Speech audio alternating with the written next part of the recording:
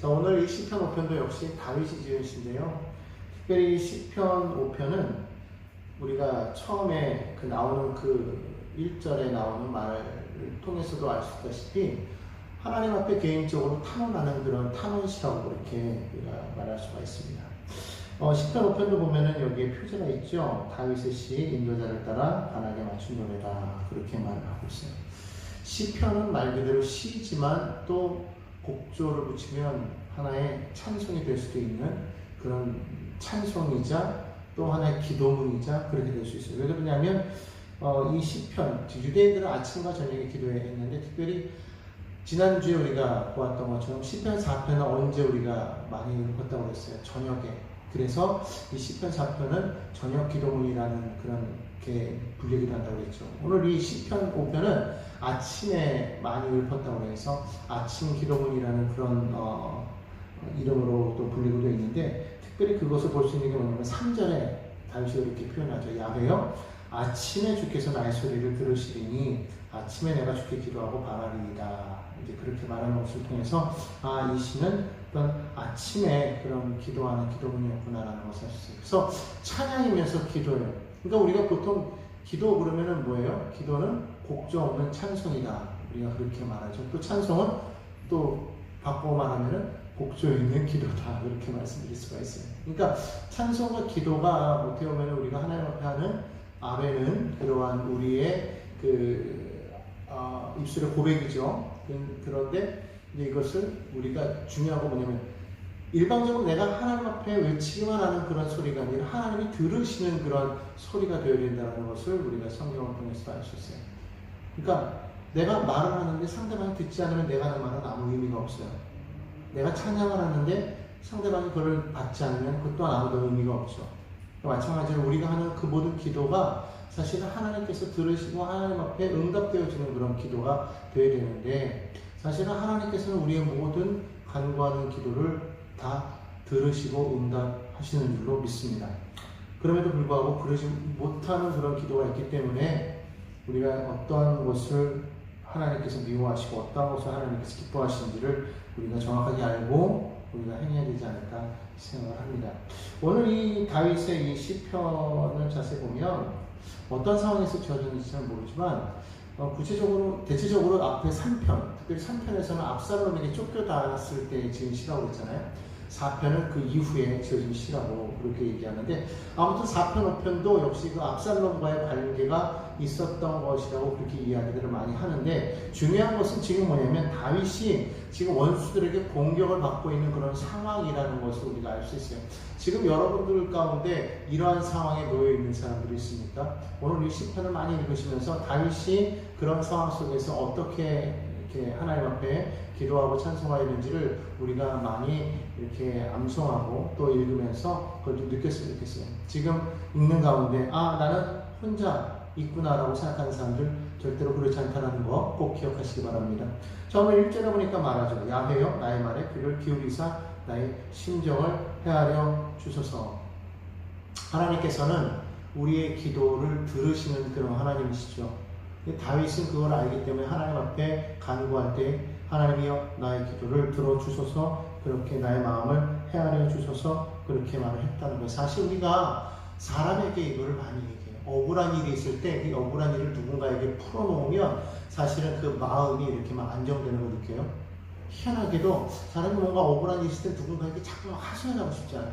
누군가에게 자꾸 내 이 사정을 막 알아달라고, 내가 지금 이렇게 어려움을 당하고 있어요, 내가 지금 이런 곤란함을 당하고, 자꾸 누군가에게 얘기하면 뭔지 모르게 그게 막 풀려나가는 듯한 그런 느낌 들잖아요.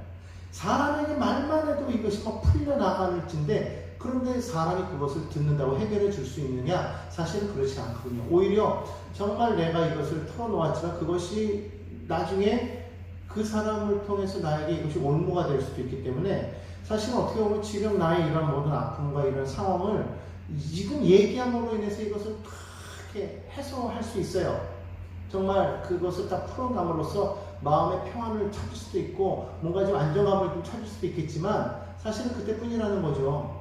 사람에게는 절대로 사실 우리가 털어놓아도 이게 사실 불안한 거 아니겠습니까? 괜히 얘기해놓고 나서 나중에 저 사람이 나중에 이걸 갖고서 또 누군가 또 말하면 어떡하지 하는 그런 불안함도 있을 수 있을 테고, 그러니까 정말 우리가 어려움을 당할 때 누군가에게 얘기하면 이것이 풀리긴 하는데, 그럼 이것을 사람에게 할 수 없으면 누구에게 해야 될까? 오늘 시편에 보니까 다윗은 하나님께 따르는 거예요.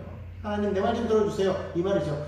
누군가에게 찾아가서 보세요. 내 말 좀 들어줘. 나 지금 이렇게 지금 괴로워 힘들어. 내 말 좀 들어줘 하듯이 다윗은 하나님 앞에 나와서 하나님 제 말 좀 들어주세요 이러는 거예요. 하나님께서 안 들어주시기 때문에 그런 게 아니라 지금 다윗이 말하는 건 뭐냐면, 아버지 하나님 지금 제가 제 마음에 마음이 답답함을 하소연할 데가 없어서 하소연하고 싶어도 사실은 그들에게 안 하고 하나님께 나와 하나님 앞에 내 하소연을 하려고 하니까 하나님 내 말 좀 들어주실래요? 라고 말하는 거예요. 여러분, 우리가 하나님 앞에 답답할 때에 누구에게 가겠어요? 하나님께 나오시기 바랍니다. 답답하다고 사람을 찾아가요? 누구에게 찾아가겠어요? 친한 친구? No. 아무리 친한 친구라고 할지라도 그것이 결국 나중에는 우리에게 허물로 돌아와요. 그럴 때 우리 누구에게 얘기해야 돼요? 하나님께. 하나님 제 말 좀 들어주세요. 하나님 내 마음이 지금 내 마음이 이렇게 답답해요. 내 마음 좀 헤아려 주세요. 여러분, 누군가가 내 마음을 헤아려 주는 것만으로도, 들어주는 것만으로도 그 사람이 나에게 알아 내 마음을 알아하면서 자꾸 이렇게 해결쳐 주지 않아도 그래도 풀리잖아요. 똑같아요. 그런데 그걸 사람에게 하지 말잖아요. 하나님. 그러니까 여러분 지금 힘들고 어려운 사람이 있으니까 하나님 앞에 나와서 기도하세요. 하나님 앞에 나와서 여러분들이 정말로 그 마음의 소원을 알으세요. 뭐라고? 하나님 제 말 좀 들어주세요. 하나님 내 마음 좀 헤아려 주세요. 내가 지금 심히 답답합니다. 하나님 심히 우리 표현을 하자면 하나님 내가 정말 속이 터져서 미칠 것 같아요. 내 마음 좀 들어주세요. 하나님 내가 정말 어디 가서 지금 여기서 불을 짓는다고 말하지만은 사실은 이게 왜 우리가 정말 힘들고 그러면 어때요? 막 외치고 싶잖아요. 소리 지르고 싶잖아요. 그냥 악을 쓰고 막 어디 가서 그냥 답답한 것을 어떻게 할 수 없으니까 막 악을 쓰죠. 저는 그렇게 봤어요. 나의 부르짖는 소리, 이게 무슨 우리가 말하는 통성으로 막 부르짖어 기도하는 그거라고는 저는 생각 안 해요. 물론 그걸 수도 있겠어요. 왜냐면은 하나님 앞에 말하는 거니까. 근데 또 한편으로는 뭐예요? 그냥 그 마음의 그 답답함을 그냥 토로하는 거잖아요. 그 하나님 앞에 여러분 그렇게 할 수 있어야 돼요. 하나님 앞에 하나님 내 기도 좀 들어주세요. 하나님 내 마음 좀 헤아려 주세요. 하나님 내가 지금 주께 앞에 주 앞에 나왔어요. 하나님 내 말 좀 들어주세요. 우리 찬양에도 그런 거 있잖아요. 너의 작은 신음에도 응답하시니.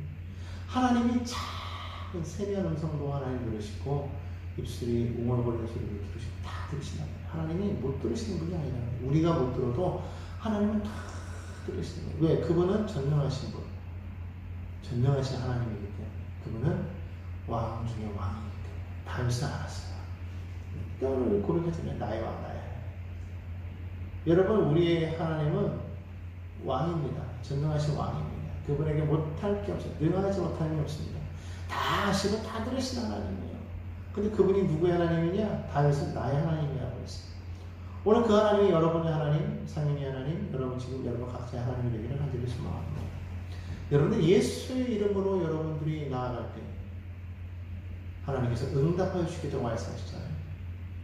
오늘 그 말씀을 하나님께서 말씀하셨으면 반드시 그 말씀대로 되는 거예요. 우리가 예수의 이름으로 구할 때 하나님은 무엇이든지 다 응답하여 주시는데, 그러나 그 무엇이든지라고 해서 우리가 다 아무거나 했을 때 저 사람 망하게 해주세요. 그러면 그걸 다 들어주시느냐?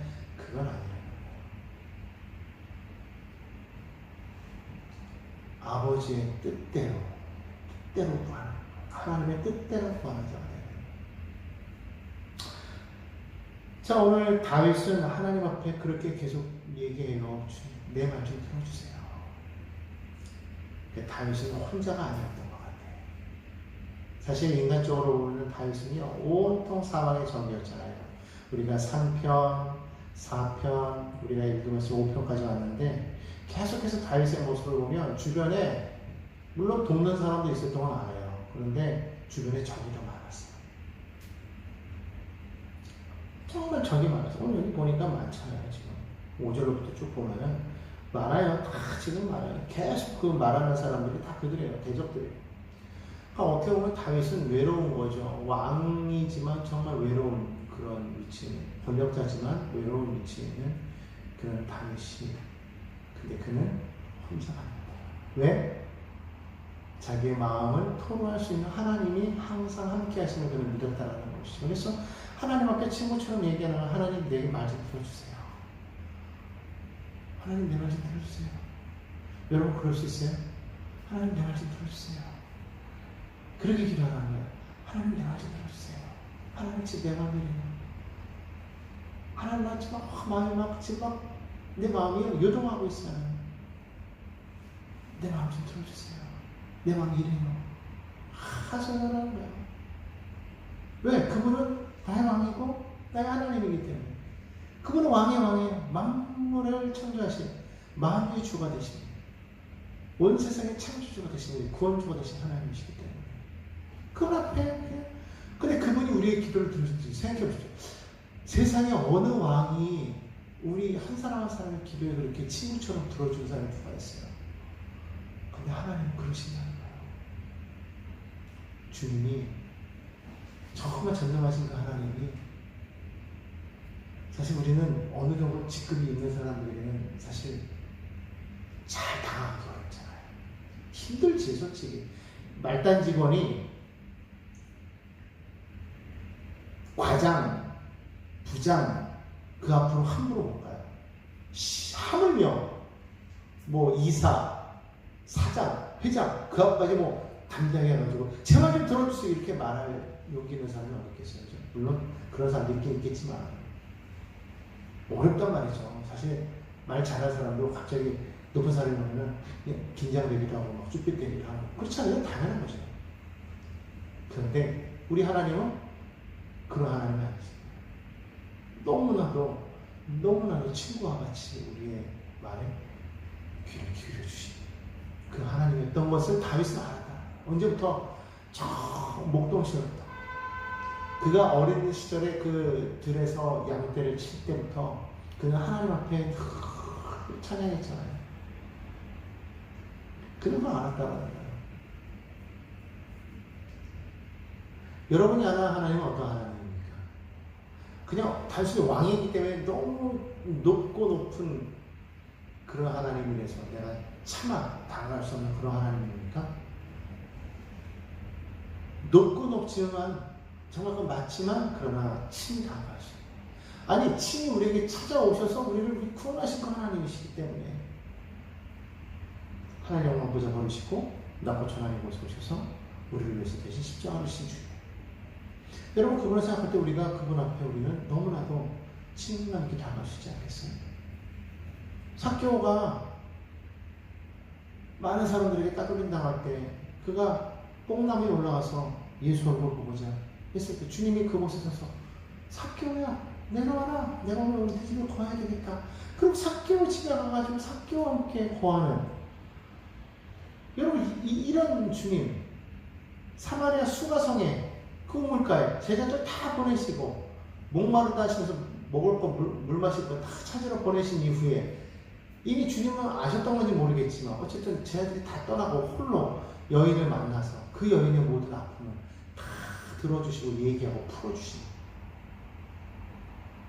아마 다른 사람이 있었으면 여인이 오지도 못했을 텐데 그걸 이미 아셨던 거 아닐까. 그래서 그 사람과 친히 얘기하고 풀어주시고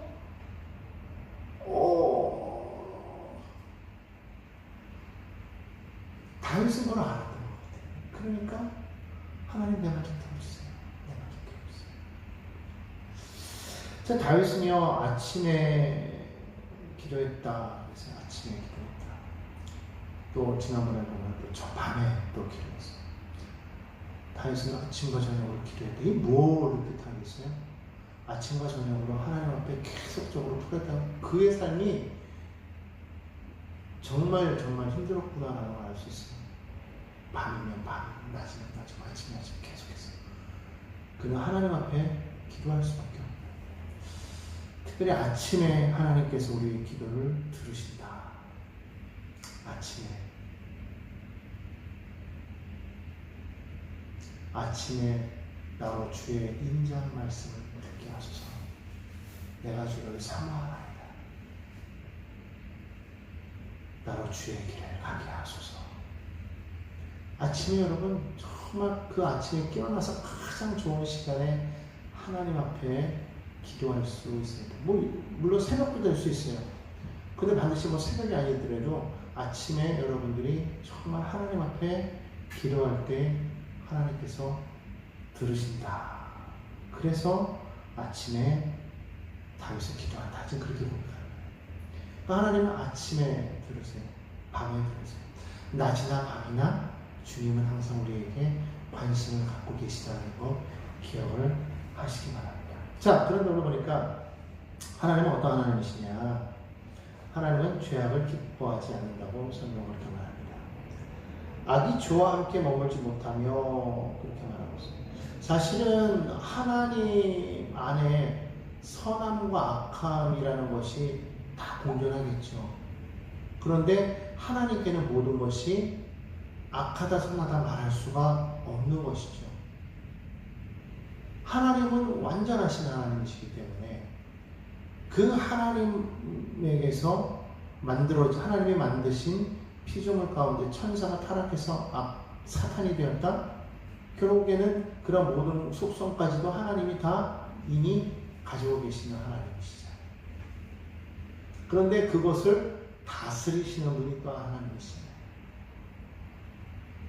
선악을 알게 하는 남의 열매를 만들어 놓으시고 그것을 먹지 못하게 하심으로써 하나님과 인간 사이를 구분해 놓으셨는데 그것을 인간이 먹고 난 이후에 뭐라고 했어요? 선과 악을 아는 일에 인간이 하나가 되었다. 우리와 같이 되었다라고 말했을 때 결국은 그것은 뭐냐면은 인간은 그것을 다스리지 못한다. 선과 악의 균형을 잡을 수가 없어요. 인간은. 근데 하나님 안에는 하나님은 오로지 온전하신 하나님, 오직 그분만이 그분이 될 수 있고 하나님이 행하는 모든 것이 또한 하나님이에요. 세상 모든 것이 하나님 그 자체예요. 그러니까 하나님으로서 온전할 수밖에 없는 그 하나님. 하나님은 선과 악의 모든 것들이 그 안에서는 완벽하게 이루어져 있기 때문에 그분은 그걸 다 다스리신다는 말이죠. 우리 인간은 그럴 수가 없기 때문에 인간의 마음 가운데 악이다 선이다가 들어온 이후로부터 시작해서 그것을 잘 구분할 수 있으면 좋겠지만은 인간은 그것을 어떻게 표현했습니까? 내가 보기에 좋은 것이 좋은 것이다. 보기에 좋은 것이 선한 것이다 라고 그는 판단할 수밖에 없는 그런 상황이 되어버렸어요. 왜냐하면 선악과를 먹을 때도 그랬잖아요. 보기에도 좋고 먹음직도 하고 보기에 보암직도 하고 지혜롭게 할 만큼 탐스럽기도 하고 하는 그런 마음들. 결국에는 그것이 인간 안에 들어옴으로써 그래서 결국에는 좋아하는 것, 보암직한 것, 먹음직한 것, 지혜롭게 할 만한 것들은 어떻게 해요? 자꾸만 인간이 취하려고 하는 그런 것이 결국 그 스스로를 뭐하게 만들어요? 탐심 가운데 만들어버리잖아요. 탐심하는 것, 욕심. 결국 그것을 성경으로 보니까 탐심은 뭐라고 그랬어요? 우상 숭배라고 그랬거든. 그러니까 결국은 스스로가 스스로를 신으로 만들어버렸어요. 하나님을 하나님으로서 그 자리를 완전히 밀어버리고 그 자리에 스스로를 세워버렸어요. 탐심으로 가득 채운 스스로를 세워버렸어요. 스스로를 숭배하는 지경에 이르게 되는 거죠. 사람이 사람을 지금 인정하는 그런 상황 속에서 어떤 사람들은 하나님을 믿기도 하지만 어떤 사람들은 하나님을 믿지 않아요. 스스로를 믿지. 나는 나를 믿어. 결국 뭐예요? 스스로를 하나님의 자리에 올려놓음으로써 우상 숭배하는 거죠. 그러니까 이런 모든 것들이 결국에는 인간 안에 그런 죄악들이 어디에서 왔느냐? 바로 여기에서 왔는데 그거를 인간이 다스릴 수가 없더라. 그러니까 하나님이 죄악을 기뻐하는 신이 아니시니 악이 주와 함께 머물지 못하며 그랬는데 악이 주와 함께 머물지 못하면가 아니라 그 형체 자체가 주 앞에서 온전할 수가 서 있을 수 자체가 없는 것. 그런데 어쨌든 그렇게 어렵게 계속 말하니까 그냥 그런 걸 다 일단 내려놓고 중요한 건 뭐냐면 하나님은 죄악을 미워하신다. 죄악을 기뻐하지 아니하신다. 그러면 죄가 뭐냐? 죄라는 것이 단순하게 우리가 하는 그런 윤리적인 죄가 죄냐? 그것이 죄가 맞지만 그러나 근본적인 죄는 무엇이냐면 하나님의 자리를 탐내고 하나님처럼 되고자 했던 그것이 곧 죄. 다시 말하면 하나님을 버리고 인간 스스로가 하나님이 된 것이 죄악이에요. 그러니까 여기서 말하는 이 죄악은 뭐예요? 하나님을 대적하는 거예요. 당연히 하나님께서 당신을 대적하는 그런 모든 것들을 이뻐하실 리가 없죠. 기뻐하실 리가 없지 않겠습니까? 그러니까 죄악이라는 것은 하나님으로 하나님 되지 않게 하고 스스로 하나님 되어 하나님을 대적하는 것이기 때문에 하나님께서 기뻐할 수가 없다라는 것이죠. 세상의 모든 죄악들을 보십시오. 거기에 보면은요, 왜 이 일을 행했습니까? 라고 하면 결국에는 다 자기중심적이에요. 내가 원해서, 내가 필요하기 때문에 그냥 내 마음이야 라는 것을 요즘 많이 나가잖아요. 내 마음에 분이 일어나서 내가 판단하는 건 그래서 심판한다 어쩐다 요즘에 그런 이상한 소리를 또 많이 하고 있는데, 아무튼 결국 그거예요. 결국 내가 주인이 되니까 하나님이 주인이 될 자리에 내가 주인이 되어서 하나님을 대적하니까 결국 그것이 죄악이고, 거기에서 많은 윤리적인 죄악들이 파생되어 나오는 거예요.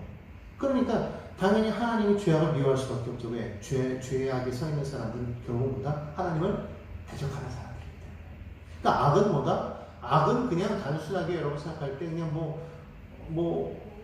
윤리적인 어떤 그런 것들만을 그냥 악이라고 말하는 게 아니라 결국은 궁극적으로 뭐냐면 하나님을 대적하는 게 악이에요. 하나님을 대적하는. 하나님을 대적할 수가 없으니까 결국에는 하나님의 피조물들을 자꾸 통해서 하나님을 대적하게끔 만드는 것이지 않아요. 스스로가 이미 멸망했기 때문에. 하나님께서는 행악자를 미워하시고 거짓말하는 자들을 멸망시키십니다. 왜냐하면 거짓말하는 것은 누가 하는 거죠? 사탄이거든요. 사탄은 거짓의 아비라고 했으니까 거짓말하는 자들을 멸망한다고 했어요. 세상의 모든 사람들을 보면요, 다 거짓말을 너무너무 잘하잖아요. 너무 거짓에 능해요. 거짓이 거짓인지를 모르고 거짓을 말해도 너무 그것이 마음에 찔림이 없는 것이 오늘날의 세대 아니겠습니까? 그러니까 사실 사람을 믿을 수가 없어요. 스스로도 못 믿는 거지. 어쩔 때는 말하면서도 내가 거짓을 말하면서도 나중에는 이게 거짓인지도 모를 때가 많이 있어요. 나중에는 거짓을 하도 말하다 보니까 그게 진짜인 줄 알고 막 살아가는 사람들도 많다는 것이죠. 근데 거짓의 최후는 뭐냐? 멸망. 네? 거짓의 최후는 뭐라고요? 멸망이라는 거예요. 결국에는 하나님께서 거짓된 자들을 멸망하시다. 또 피 흘리는 자, 속이는 자는 싫으신다.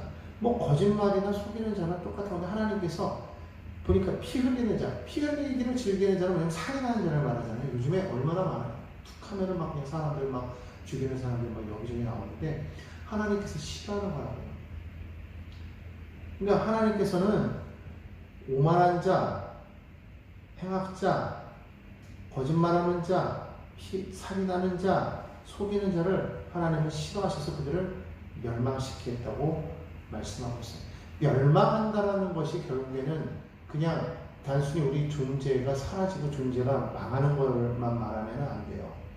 우리가 생각할 때 그냥 육신의 소멸, 육신의 파멸이 아닌 거예요.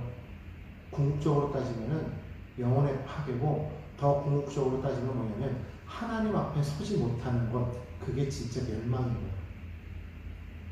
여러분이 기억해야 될 것은 하나님 안에 서 있지 못하면 결국에는 멸망일 수밖에 없는 거죠. 악인은 하나님 앞에 서지 못하는 거예요. 그런데 의인은 하나님 앞에 설 수 있는 거예요. 하나님 앞에 서는 것이 진정한 복이고 하나님 앞에 나아갈 수 있는 것이 진정한 형통이라면, 반대로 하나님께 나아가지 못하는 것, 하나님 앞에 설 수 없는 것, 그게 멸망인 거예요. 그러니까 우리가 그냥 우리의 생각 속에서 그냥 우리가 판단하는 그런 판단만큼으로 하나님의 그 이야기를 생각해버리면 그냥 멸망, 그러면은 세상에서 우리가 완전히 죽거나 완전히 완전히 파괴되거나 하는 어떠한 그 정도로만 그것을 멸망이라고 생각하는데, 단순히 그것만이 멸망이 아니라는 거예요. 그거는 이 세상에서의 멸망이지.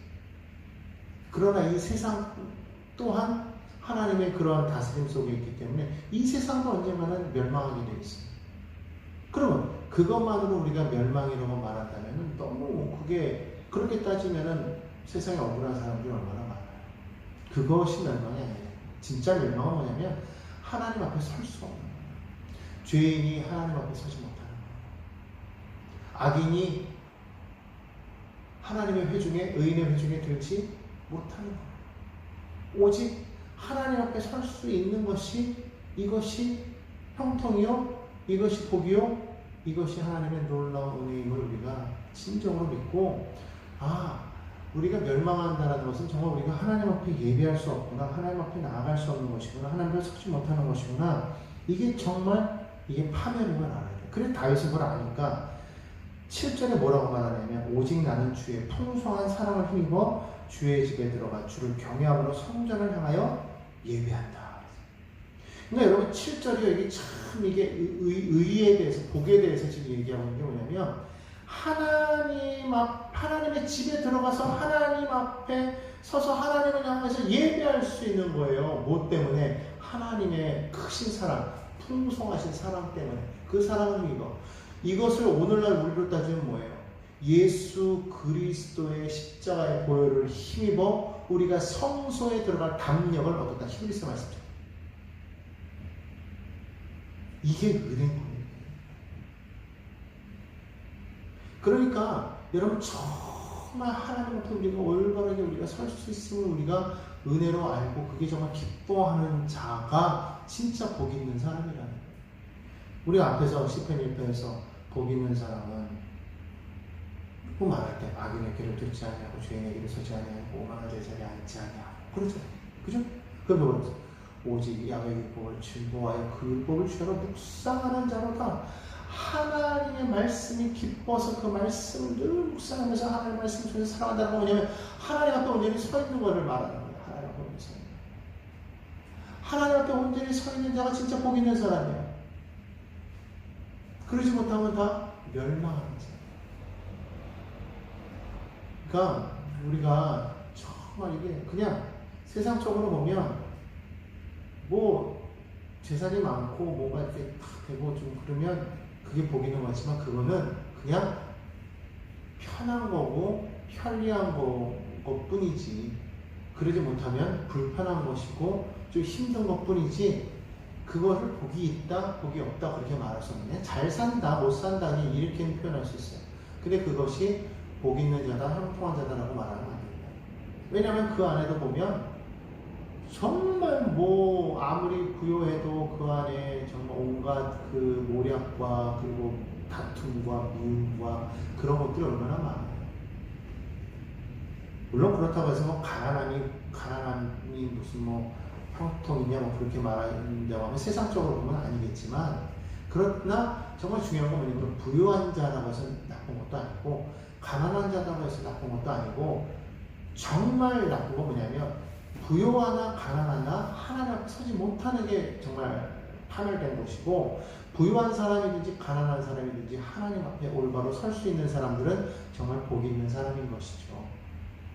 그럴 때 온전히 하나님을 믿고 하나님을 구할 때 하나님께서는 채우시리라고 저는 믿습니다. 그렇기 때문에 우리가 정말 하나님을 전적으로 신뢰해야 되는데, 그러지 못하면 결국 우리는 하나님 앞에 나와서 온전한 마음으로 예배할 수가 없는 거예요.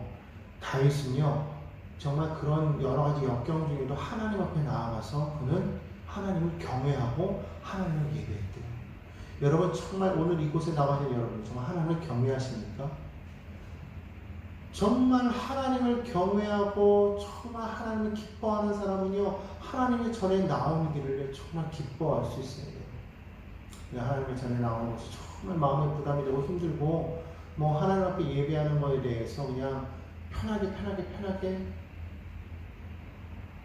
정말 하나님을 경외하는 사람이니까 생각해 봐야 된다는 것이죠. 여러분 정말 오늘 이 영상을 통해서 하나님을 만나는 사람들은 어쩔 수 없어서 그렇다고 저는 봐요. 그러나 그렇지 못할 경우에는 정말 하나님의 전에 나와서 예배하는 자들이 되기를 간절히 소망합니다.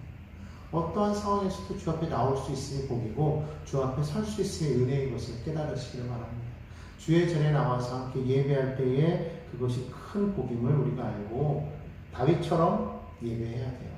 주님의 풍성한 사랑을 힘입어 주의 집에 들어가 주를 경외함으로 성전을 향하여 예배합니다. 자, 8절 보겠습니다. 야훼여 나의 원수들로 말미암아 주의 의로 나를 인도하시고 주의 길을 내 목전에 곧게 하소서 그렇게 말을 합니다. 사실 다윗이 그 하나님 앞에 그 간구할 때에 원수들이 있기 때문에 그가 고난 가운데 있을 수밖에 없었지만, 그러나 원수들이 있기 때문에 오히려 하나님 나를 그 가운데에서 올바로 인도하여 달라고, 내 길을 곧게 해달라고 그렇게 다윗은 지금 기도하고 있어요. 원수가 나를 막는다 하여도 하나님이 길을 여시면 막을 수가 없다는 거예요. 하나님의 문을 열면 닫을 자가 없고 닫으면 열 자가 없어요. 하나님이 높이시면 낮출 자가 없고 낮추면 높일 자가 없어요. 그렇기 때문에 아무리 우리의 원수가 우리를 대적하여도 하나님 앞에 간구하며 나아갈 때 우리의 길이 열리게 될 줄로 믿습니다. 우리 원수들은 어떤 사람들이냐? 9절에 보니까 다윗이 그렇게 말해요. 그들은 입에 신실함이 없다고 그랬어요. 정말 입에 신실함이 없다. 이들은 어떤 사람이냐면 입에 신실함이 없다? 믿을 수가 없는 사람. 말하는 것만은 허풍이고 거짓이고, 그러니까 도무지 믿을 수 없는 그런 사람들. 주변에 보면 아첨하는 아첨꾼들이 있잖아요. 여기 보니까 구절 끝에 나오잖아요. 혀로는 아첨을 해요. 늘 아첨. 마음에는 늘 악의 가득함. 목구멍은 열린 구멍이에요. 열린 무덤 같아요. 무덤. 그러니까 말하는 것마다 그냥 그 모든 것이 다 죽음이 가득한 거예요. 사망의 음침한 골짜기가 그냥 그들 안에 있어요. 신실하지 않은 사람들. 그런 많은 사람들. 그런 사람들에 대해서 다윗이 뭐라고 말하냐면, 하나님 그들을 자기 죄에 빠지게 하여 주옵소서. 그들이 말한 그 많은 허물로 말미암아서 그들을 쫓아내 주시옵소서라고 이렇게 기도하고 있습니다. 사실 이 부분에 대해서는 조금 좀 고민이 되는 부분이, 예수께서는 원수를 사랑하라고 했잖아요. 예수께서 오히려 자신의 십자가 못 박은 그 로마 방정론을 향해서도 주님이 저들을 용서하여 주옵소서. 저들이 왜 했는지를 모르고 이 일을 행했다고 그렇게 말하면서 용서하잖아요. 그러니까 사실 어떻게 보면 다윗이 이렇게 말하는 것은 조금 좀 예수님이 한 말과는 좀 약간 부딪힘이 있긴 하지만, 아마 다윗이 이때는 예수님의 그 마음을 몰랐기 때문에 그러지 않았을까 그렇게 생각하는데, 아무튼 다윗은 그 원수들에 대한 모든 그 심판을 하나님께 맡기는 것을 볼 수 있어요. 하나님께 맡기는 것. 하나님 저들을 어떻게 정죄하사 저들의 죄에 빠지게 하시고, 저들의 꾀에 빠지게 하시고, 그들의 허물로 인해서 그들이 쫓아내지게 하시고, 그렇게 하나님께서 저들을 멸하여 달라고 이렇게 기도하는 거잖아요. 그러니까 저는 이걸 이렇게 생각해요. 내가 이것을 원수하지 않겠다는 거야. 하나님이 갚아주옵소서. 그러니까 어떻게 보면 이것도 하나 일종의 용서의 개념 같아요. 나는 손 안 대겠어요. 하나님이 판단해 주십시오라고 하는 거죠. 성경에 그랬죠. 원수 갚는 것은 내게 있다. 그러니까 우리가 원수를 갚는 것이 아니라 하나님께 아니면 하나님께서 들으시고 우리의 마음에 그런 원통함을 풀어주시지 않을까 하는 것이죠. 얼마나 다윗이 그런 원통함이 많았으면 이런 말을 했을지. 여러분 지금 원통함이 있는 사람들이요, 걱정하지 마십시오. 하나님이 다 들으시고 갚아주실 줄로 믿습니다. 그럼 우리가 어떻게 될까요? 다윗은 어떻게 했느냐? 그분을 맡기고 그런 상황 속에서 그는 하나님께로 피했다고 이렇게 성경 말하고 있어요. 11절에 보니까 주께 피하는 모든 사람은 다 주를 기뻐하며 주의 복으로 말미암아 영원히 기뻐하고 주의 이름을 사랑하는 자들은 주를 즐거워하는 거예요. 그러니까 다윗은 그런 모든 상황 속에서 그들의 모든 원수들이 행하는 그 모든 것 때문에 막 분노하고, 저놈의 자식들 그냥 확 이렇게 면에서 그냥 눌러서 뭐 이렇게 심판하고 이게 아니라, 그런 마음의 그 애통함이 있잖아요. 그들이 나를 어떻게 했는지 알잖아요. 하나님께 다 하면서 하나님 저들이 이랬어요. 하나님은 다 이런 거야. 하나님 쟤들이 마치 애기 같지만, 유치원생 같지만, 하나님 제가 이랬어요. 얘가 이랬어요 했는데, 그러고 나서 뭐예요? 하나님께 맡겨버리는 거지. 하나님 저들이 저렇게 했어요. 그러니까 저들을 이렇게 해주세요가 아니라 그냥 그들의 죄로 인해서 그들이 이렇게 빠지게 하나님 해주세요. 하나님께 맡겨버리는 거예요. 그리고 자기는 뭐 하는 거예요? 하나님께 피하는 거죠. 나는 하나님만 바라보겠습니다. 그럴 때 어떻게 되겠다? 하나님께서 나를 보호하시겠다. 그러니까 나의 피난처 대신 하나님 앞에 나는 피하겠다. 원수가 이 앞에 있어요. 원수가 있는데 하나님 제가 나를 괴롭혀요. 저는 때릴 힘을 주세요. 저는 좀 확 내 앞에서 멸망한 꼴을 보고 싶어요가 아니라 하나님 저들이 있어요. 다 알아요. 쟤들이 이리 했어요. 하나님. 그러고 나서는 하나님 이걸 하나님 책임져 주세요. 그러고 나는 하나님께 피하는 거예요. 좀 얄미운 것 같긴 한데 근데 하나님께 피하는 하나님께로 나가 하나님을 바라 오직 하나님은 나를 사랑하시네. 나는 하나님만을 사랑합니다. 하나님을 바라 이러한 상황 속에서 나는 하나님을 사랑합니다. 이게 참 힘들어. 어려울 때, 힘들 때, 고난당할 때, 정말 모든 것이 안 될 때, 그럴 때 나는 그래도 하나님을 사랑해요. 야 정말 우리는 그러잖아요. 안 되고 힘들면 하나님 내게 왜 이러세요? 하나님 나를 이렇게 하나님 내가 뭘 잘못했는데 하나님 나를 어디까지 하나님 이렇게 만드실까요? 왜 쟤들이 나를 이렇게 괴롭혀요? 하나님 내 원수가 나를 이렇게 힘들게 하는데 하나님 저것들을 어떻게 좀 해주시지? 왜 쟤들은 잘 되고 나는 이렇게 안 돼요? 하나님 정말 계시나요? 자꾸 이런 말이 나오잖아요. 근데 다윗은 안 그랬다고. 하나님 제가 이랬어요. 제가 이래요. 라고 말해놓고 나서는 나는 뭐예요? 나는 주님 사랑해. 난 주님만 바라봐요. 난 주님께 피할래요. 이렇게 말. 그러니까 우리도 그러잖아요. 우리도 힘들고 어려울 때 지금 뭐 그런 원수가 주변에 있어요. 걔네들 막 말해봤자 소용없어요. 이러니까 하나님 앞에 알아요. 하나님 저가 이러고 제가 사람 앞에 말하지 마. 하나님 제가 이래요. 말해놓고 난 다음에 나는 뭐예요? 하나님께 맡깁니다. 갚아주시고 나는 하나님께 피하는 거예요. 하나님의 보호함방에 들어가는 거예요.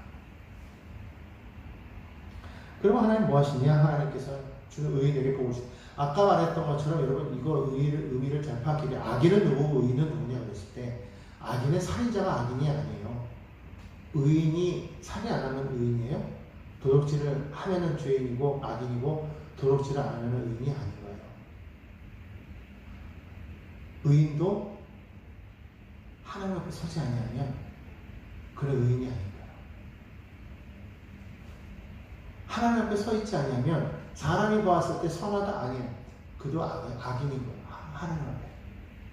진짜 의인은 뭐예요? 하나님 앞에 서는 거예요. 그러니까 하나님께 피하고 하나님께 나가서 하나님을 경외하고 하나님을 사랑하고 하나님 앞에 예배하는 자 그가 하나님 앞에는 의인이고 그에게 하나님 뭘 주신다? 복을 주시겠다. 그 복이 뭐다? 하나님 안에 서 있는 복이에요. 하나님과 함께하고 있는 복이에요. 그럴 때 그의 삶이 시냇가에 심은 나무와 같이 되겠다라고 말씀하시는 거예요. 그는 하나님께서 시절투적 과실을 맺으며 가뭄이 와도 마르지 않는 그런 나무와 샘물과 같은 그런 곳에서 하나님이 우리 입장에 푸르게 하리라 말씀하시는 게 결국에는 삶의 그런 환경이 다가오게 되고 하나님께서 다시금 회복시키시고 일으키실 것을 분명하게 믿고 나아갈 수 있다는 것이죠. 그게 복이 되잖아요. 그러니까 믿는 거예요. 하나님 천천히 신뢰하는 거예요. 그럼 하나님께서는 그를 어떻게 방패처럼 그를 보호하신다고 그랬잖아요. 그러니까 하나님이 우리를 보호하시고 하나님이 우리를 보호 도와주시고 어떤 사람에게 하나님을 호전히 신뢰하고 하나님 앞에 서 있는 자에게. 근데 여러분 의인은 누구냐? 오직 하나님을 철저하게 신뢰하는 자.